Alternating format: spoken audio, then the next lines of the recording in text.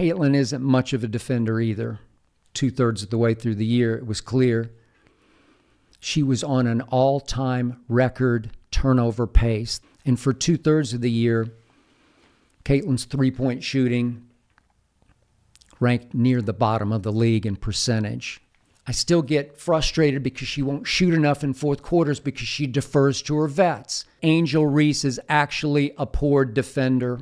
Angel's team has now fallen to 11-22, so she isn't having nearly the impact that Caitlyn is having on her team. Angel Reese is better than Caitlyn Clark, is saying Rodman was better than Michael Jordan. The truth is, Angel's a poor shooter of the basketball. I don't know any other way to say it. She's just a poor shooter. Skip didn't hold back when it came to discussing two of the WNBA's most talked about rookies, Caitlyn Clark and Angel Reese. Let's see how Skip absolutely destroyed these young stars. Caitlyn isn't much of a defender either. Though she can and she will steal the basketball. She's 15th in the WNBA in steals. First up, let's talk about Caitlyn Clark. Now, we all know she's been making waves in the league, but Skip's not buying all the hype. He starts off by dropping this bomb. Caitlyn isn't much of a defender either. Ouch! That's gotta hurt for all the Clark fans out there. But wait, there's more. 2/3 of the way through the year, it was clear she was on an all-time record turnover pace, the likes of which I have never witnessed. It's almost like she was trying to turn the basketball over. Skip doesn't stop there. He goes on to absolutely roast Clark's ball handling skills. According to Skip, 2/3 of the way through the year, it was clear she was on an all-time record turnover pace. An all-time record? That's not the kind of history you want to be making in your rookie year, Caitlyn. Caitlyn's three-point shooting ranked near the bottom of the league in percentage. Yet, you're right. The truth is... But hold on to your seats, folks, because Skip's just warming up. He then takes aim at Clark's shooting, saying, for 2/3 of the year, Caitlyn's three-point shooting ranked near the bottom of the league in percentage. Near the bottom of the league? That's not what you expect from someone who's supposed to be a sharpshooter. I still get frustrated because she won't shoot enough in fourth quarters because she defers to her vets. She's got horrendous pressure on her. And just when you think Skip's done with Clark, he delivers this final blow. I still get frustrated because she won't shoot enough in fourth quarters because she defers to her vets. Looks like Skip thinks Clark needs to step up and take charge in crunch time. No mercy from Bayless today. Now let's turn our attention to Angel Reese. If you thought Skip was harsh on Clark, wait till you hear what he had to say about Reese. Angel Reese is actually a poor defender, Brittany. Right out of the gate, Skip drops this bombshell. Angel Reese is actually a poor defender. Wow. For someone who's known for her physical presence on the court, that's a pretty damning assessment from Skip.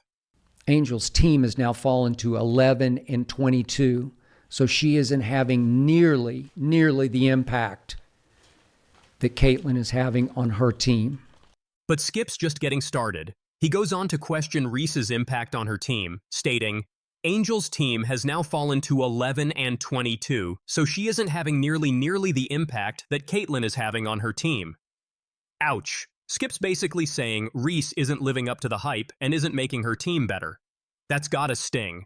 Angel Reese is better than Caitlyn Clark, is saying Rodman was better than Michael Jordan, or Ben Wallace was better than Kobe. And if you thought that was harsh, wait till you hear this.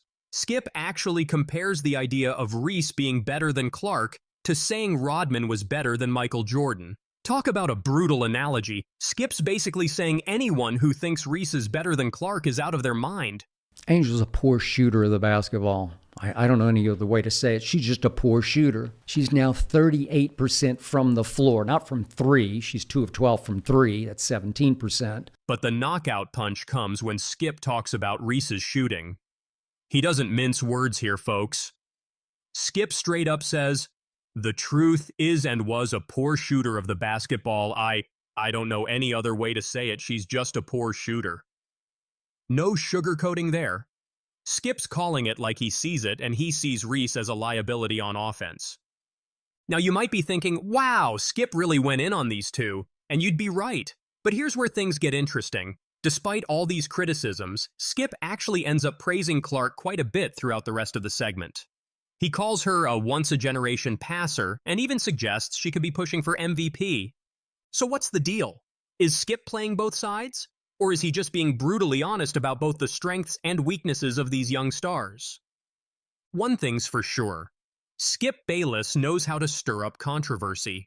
By pointing out these flaws in Clark and Reese's games, he's guaranteed to get people talking. And isn't that what sports media is all about? But let's take a step back for a moment. Are Skip's criticisms fair? Is he being too harsh on these rookies who are still finding their footing in the league? Or is this tough love exactly what they need to hear to improve their games? It's worth noting that both Clark and Reese have had incredible success in their college careers. They're adjusting to a new level of play, facing the best of the best night in and night out. Growing pains are to be expected, but in the high-stakes world of professional sports, you're only as good as your last game. Skip's comments raise some interesting questions about expectations in the WNBA. Are we putting too much pressure on these young stars to be perfect right out of the gate? Or is this level of scrutiny just part of being a high-profile athlete? One thing's for certain. Both Clark and Reese have shown flashes of brilliance in their rookie seasons. They've also both shown areas where they need to improve. That's the nature of the game. Even the greatest players have aspects of their game they need to work on. So, what do you think? Did Skip Bayless go too far in his criticisms? Or is he just doing his job by providing honest, unfiltered analysis?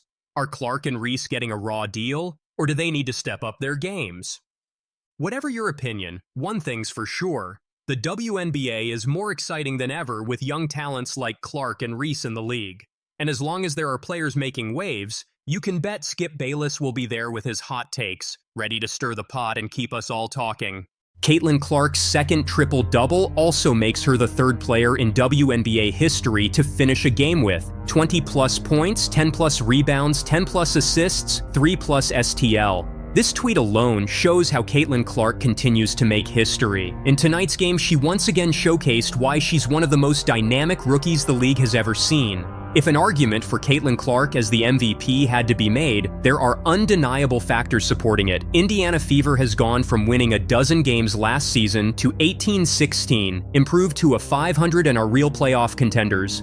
Meanwhile, Clark's picking up 3-point and assist records as a great passer and helping her team. So when the star rookie recorded her second career triple-double tonight, she aided Aaliyah Boston in making history herself. Not to be underscored, Boston had an impressive outing that puts her in league with WNBA titans like Lisa Leslie and Brittany Griner.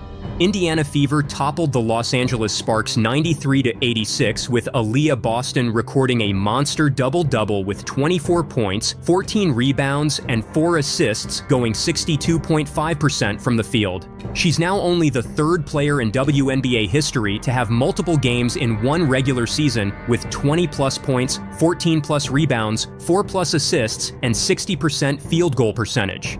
The only others who have accomplished this are Lisa Leslie and the one who Boston recently clashed with, Brittany Griner. Caitlyn Clark notched the second triple-double of her career, 24 points, 10 assists, 10 rebounds in this game. She's the only rookie to do it twice in the league. She also made 4 threes and had 3 steals. She got her first triple-double in July over New York Liberty. Her selfless passing style stood out in this game over the Sparks that a few ex-users compared her to Magic Johnson, the Lakers legend and Sparks co-owner, and it definitely enabled Aaliyah to record her own individual accolade.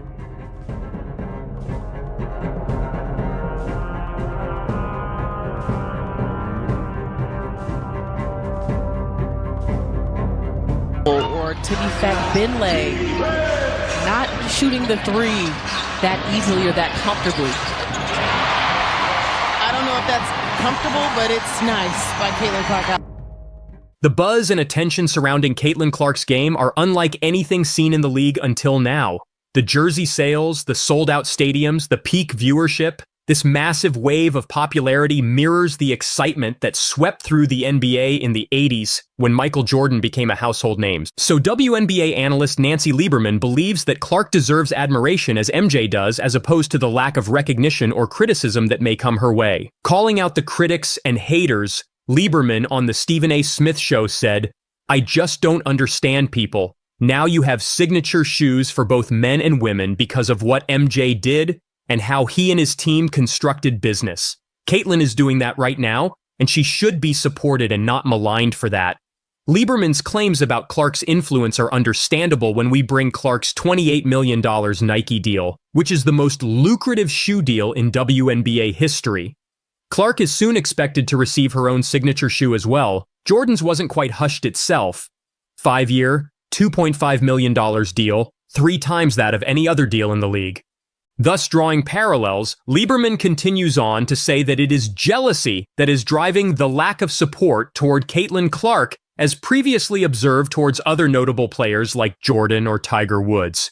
It's not a Caitlyn thing, it's a people thing. I mean, people were so jealous of Michael Jordan back in 1984. UNC Chicago Stadium was half empty prior to him arriving. The stadiums were filling up then. TV wanted him and the Bulls on every game, she says. Expanding on her point, Lieberman further exampled Woods as the catalyst to change in golf in terms of purse and TV ratings. All of a sudden, he gets to a certain point in his career and people are jealous and envious, you know? Lieberman notes. When I walked in here before the game, there were just hundreds of fans lined up. Oh, yeah. What Caitlyn Clark has done for the game is generational. And I just, as a baller, I just want to say thank you to you, Caitlyn Clark. Absolutely. For just lifting our game up, you and so many great players. But what you're doing, you're going to make all these women multimillionaires one day, like Tiger did, like Michael Jordan did. And we shouldn't hate on her. We should celebrate her, not tolerate her. So you ask about Clark's impact? Within just 20 minutes, fans snapped up Clark's WNBA All-Star jersey in both colors, selling out completely. The Indiana Fever leads the league in attendance, recording a 265% jump from last season with a turn-up number of 503,921 across 31 games. Lieberman's opinions were a continuation of her praise for the rookie from her most recent game. Nancy Lieberman expresses her gratitude for Caitlyn Clark. Instead of just urging the fans, Lieberman took the lead herself. During the broadcast of the Fever vs. Dallas Wings game, the analyst had high praise for the rookie. Fully aware that her bold statement might draw criticism, Lieberman chose to speak her mind. She thanked Clark for drawing attention to the game. The WNBA 2024 season began with the highest attendance ever seen in 27 years. The continuous rise in viewership backs the claim, with the games averaging 1.32 million viewers in the first month, nearly triple last year's average. Fans voting for the All-Star has been the highest this year. What Caitlyn Clark has done for the game is generational.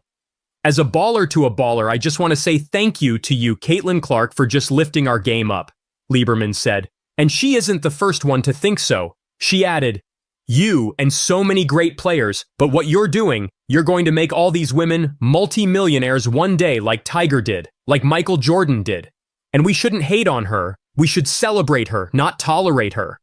The growing crowds in the stadium are live proof of Clark's impact. The Fever rookie has undeniably transformed women's basketball, and she indeed does it in a way reminiscent of what MJ once did for the NBA.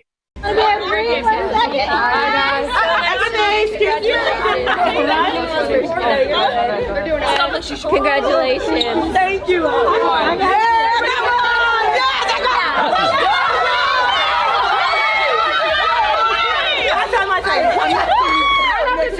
I'm at the you. I'm at the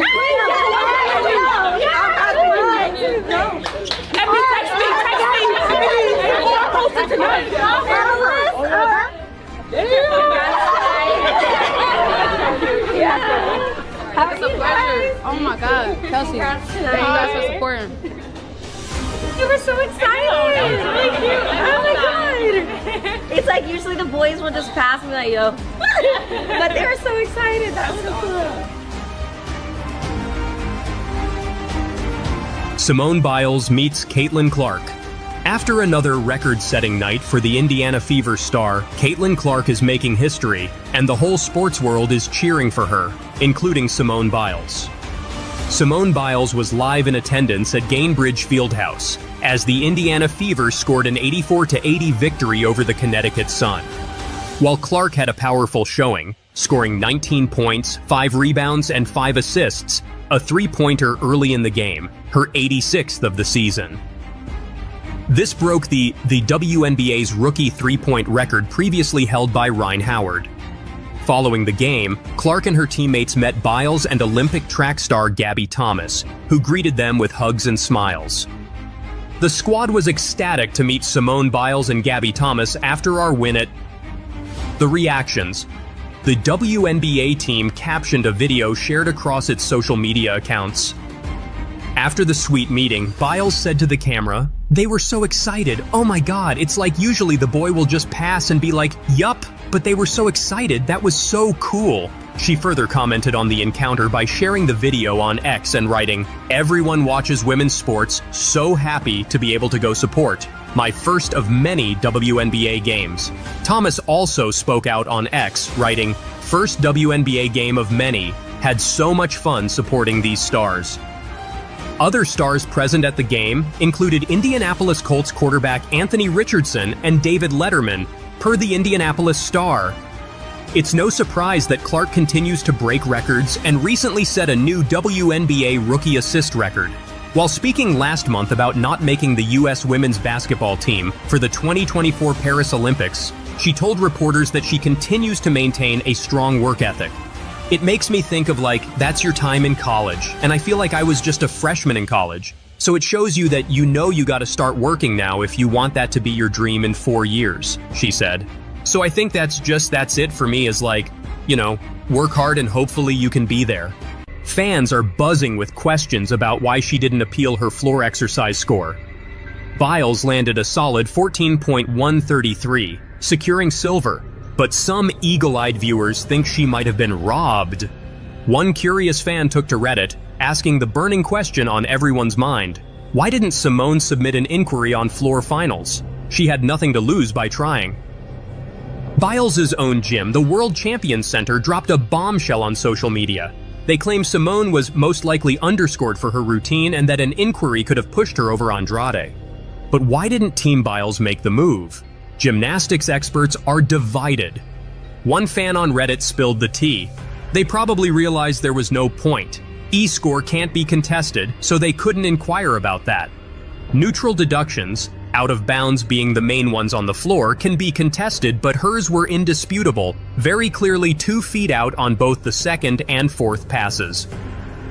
Another fan commented, "You do have something to lose by trying. If she had inquired, they could have lowered her score and cost her a medal." But wait, there's more. Remember Jordan Chiles? Her coach, Cecile Landy, made a lightning-fast appeal that initially bumped Chiles to bronze. But the celebration was short-lived when the Court of Arbitration for Sports stepped in. The gymnastics community is in an uproar. Some fans are crying foul, while others are defending the judge's decisions. One fan on Twitter didn't hold back. "This is a disgrace. Simone was robbed and now Jordan too? What's going on with gymnastics scoring? Justice for USA Gym." But not everyone agrees. Reddit user gymnastics expert Hunter1 had this to say. "Look, I love Simone as much as anyone, but rules are rules. If she was out of bounds, that's on her. We can't just hand out medals based on reputation." On Reddit, user Artar Gymnastics sparked a heated debate with this emotional post. "Is anyone else struggling with Simone getting a silver on the floor? Wag.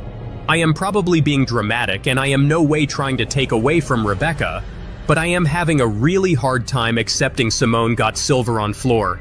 I've had a decent cry over it, and mainly because I so wanted her to finish the Olympics with that floor gold and to continue her winning streak on the floor.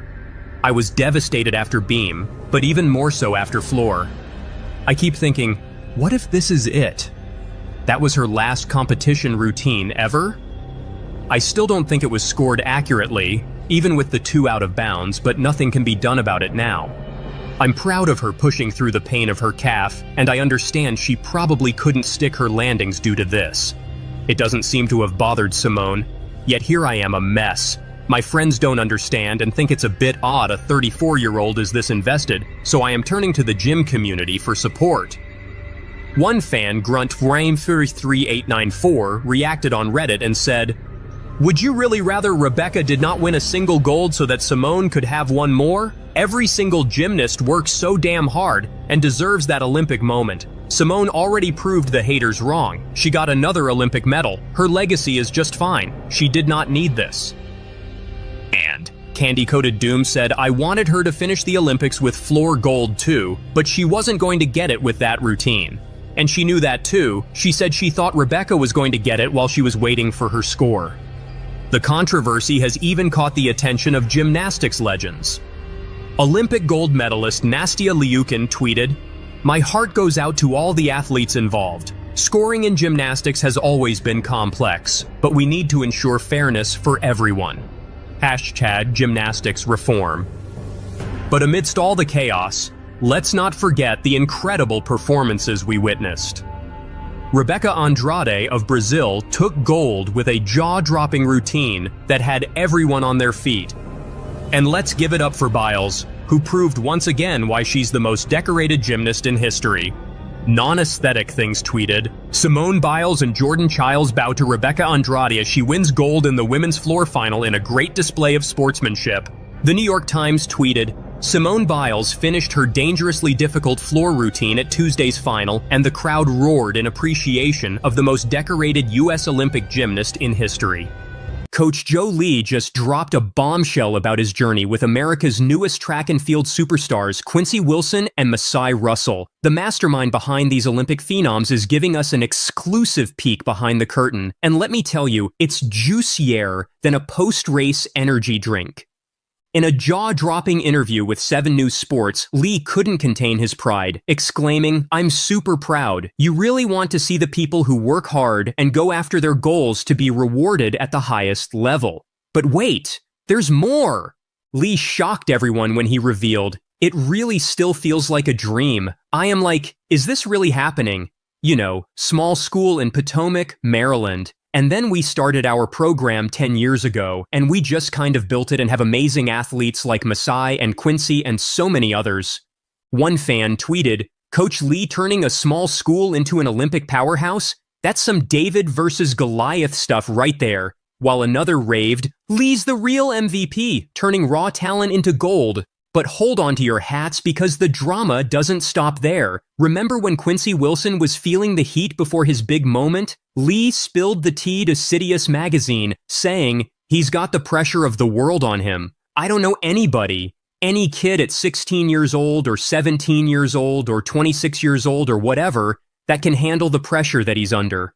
And just when you thought it couldn't get any more intense, Lee dropped this bombshell. Wilson was in the hospital just a month before the Olympics. Talk about a comeback story for the ages. One sports psychologist exclusively told us, the mental fortitude Coach Lee has instilled in these young athletes is unprecedented. It's not just about physical training anymore. It's about building champions from the inside out. But let's not forget about Masai Russell. This powerhouse hurdler faced brutal online trolling before the Olympics. Did it break her? Heck no. It only fueled her fire to shatter a 24-year-old record held by the legendary Gail Devers.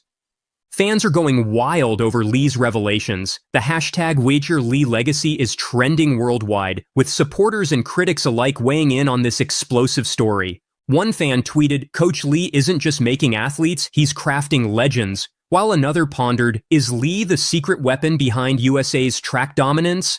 But the burning question remains, how many more Olympic stars does Coach Lee have up his sleeve? And can Quincy Wilson really compete in 5 Olympics like Lee predicts? Let's break down this mind-blowing journey, shall we? First up, Quincy Wilson. This 16-year-old phenom from Bayless School in Maryland has been turning heads since day one. At the U.S. Olympic trials, he didn't just compete, he obliterated a 42-year-old under-18 record in the 400-meter preliminary with a time of 44.66 seconds. And guess what? He wasn't done. He crushed his own record in the semifinals with a 44.59. One track expert gushed, Wilson's not just breaking records, he's rewriting the entire rulebook of what's possible for a teenager in this sport. But it wasn't all smooth sailing. Coach Lee revealed the intense pressure Wilson faced. He's got the pressure of the world on him, Lee confessed. And let's not forget the shocking hospital visit just a month before the Olympics. But did Wilson let that stop him? Absolutely not. In a stunning turn of events, Wilson helped the USA team clinch gold with a time of 2:54.43 in the 4x400 relay. Talk about a comeback for the ages. Now let's talk about Macy Russell. This unstoppable force in the 100-meter hurdles didn't just win gold, she demolished the competition. With a time of 12.33 seconds, she edged out France's Sirena Samba Mayella by a hair-raising 100th of a second. But here's the kicker. Russell faced brutal online trolling before the Olympics. Did it break her? Heck no. It only made her stronger. A social media expert exclusively told us, Russell's ability to turn online hate into Olympic gold is a masterclass in mental toughness. She's not just an athlete, she's a role model for the digital age. And let's not forget, Russell is the first American to win gold in this event since 2016. Talk about breaking the drought. But what's the secret sauce behind these incredible achievements? 2 words. Coach Lee, Scott Abraham, 7 News sports director, gave us this insider scoop. The track is his laboratory. He's detail-oriented and leaves no stone unturned. Now that's the kind of dedication that turns raw talent into Olympic gold. Lee himself shared his coaching philosophy, saying, "Coaching has its highs and lows. You have your good days and not so good days, but it's really about the ones who hang in there and stay resilient." Masai and Quincy are very resilient. They have a heart of a champion. But here's where it gets really interesting. When asked about Wilson's future, Lee didn't hesitate to predict 5 Olympic appearances. Is this confidence or crazy talk? Only time will tell. As for Russell, she's quick to credit the Bullies track and field program for her success. "I think it's just the coaching," she said. "The coaches at Bullies had a vision for us. They had a plan for us. The standard was always there." So, what's next for these Olympic superstars and their maverick coach? One Olympic analyst speculated, with Wilson's raw talent and Russell's proven success, Coach Lee could be sitting on a goldmine of future Olympians. The next decade of USA track and field could be dominated by the Lee legacy. But the pressure's on. Can Lee continue to produce world-class athletes from a small school in Maryland? Can Wilson live up to the enormous expectations placed on his young shoulders? And will Russell continue to hurdle over the competition and her online haters? One thing's for sure, this story is far from over. As the dust settles on the Paris Olympics, all eyes will be on Coach Lee and his protégés to see what mind-blowing feats they'll accomplish next. What do you think about Coach Lee's explosive revelations? Is he the unsung hero of USA track and field, or is this just the beginning of a new era in American athletics? Sound off in the comments below, and let us know where you stand in this heart-pounding debate. You need to go. Simone Biles' message to Cecile Landy. Revealed as Team USA's gymnastics coach prepares for Big Jump 2017.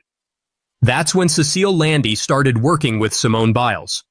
She was right beside the gymnast during her 2021 Tokyo debacle, and also as Biles won 4 Olympic medals in Paris. But all good things must come to an end.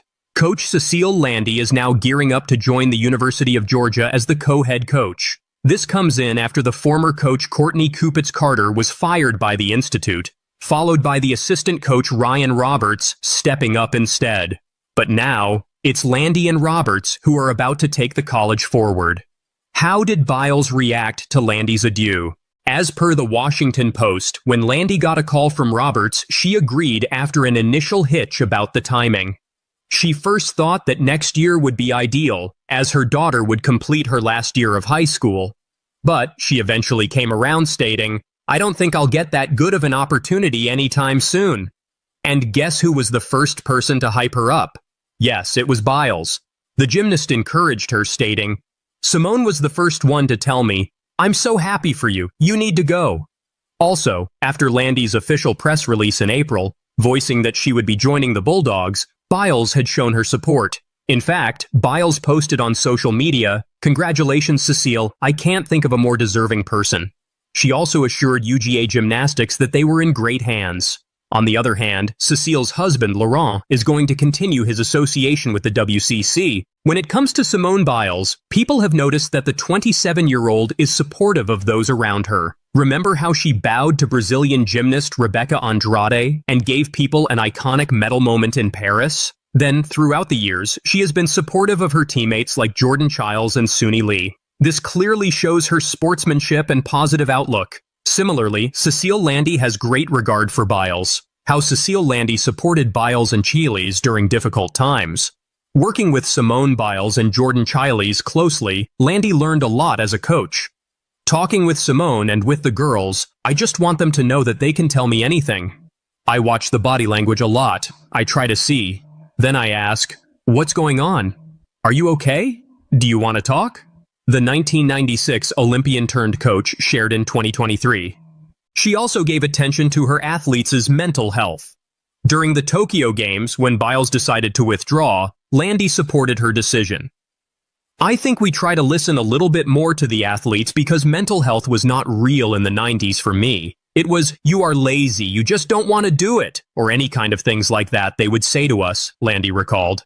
A recent example of this would be her standing by Jordan Chiles' side throughout the Paris Olympics bronze medal controversy. When the Court of Arbitration of Sport revoked the decision and declared Anna Barbosu as the bronze medalist, Chiles was seemingly crestfallen. Being subjected to a lot of negativity, she decided to take a break from social media for her mental health. This is when Cecile Landy added a story that read, #Mental Health Matters. Even before this, Landy had tried to shun the naysayers. She said, "You don't have to like it, but you do have to respect the outcome and, more importantly, respect Jordan." She earned that bronze medal, her first individual Olympic medal. And to date, Team USA and Cecile Landy refuse to back down as their fight continues. What do you think of Landy's support of Jordan Chiles and Simone Biles throughout the years? Let us know in the comments below. But I think personally with Olympic trials, this is the toughest meet you'll do because it is something that you are qualifying to the Olympics. It's very stressful. So, keeping your mental and your mind right, I think is the biggest thing. The key is honestly just, what I always thought is just to have fun, go out there, do as best as you can, and just enjoy. It's a ride to remember for sure. She's the most talented athlete I've ever worked with, and so we just know if she could get her mental game as well as her physical game, then she would be close to unstoppable. What's different about her mentality this go round? All the work she's been doing outside the gym, and just being 27, married, she has other stuff going on, and I think it helps her keep a good balance. It's not only about gymnastics, and I think that keeps her sane. Normally, what I try to say is, you're prepared. Just remember your preparation. Be aware that, there's always challenges. It's not going to be perfect. Just, do your best to stay on your feet. And every day is just one step at a time. That's it. You can't really control the outcome. We were roommates in Tokyo, and I've known her for a very long time, so knowing that we're in her hometown and that there's going to be millions of supporters out there supporting her, I think the biggest thing for us as teammates is just to know that, we're here to support you, we're here to do everything that we can to make sure you're good, and I love her to death. She literally is the sweetest girl ever, and I couldn't ask for a better friend, honestly.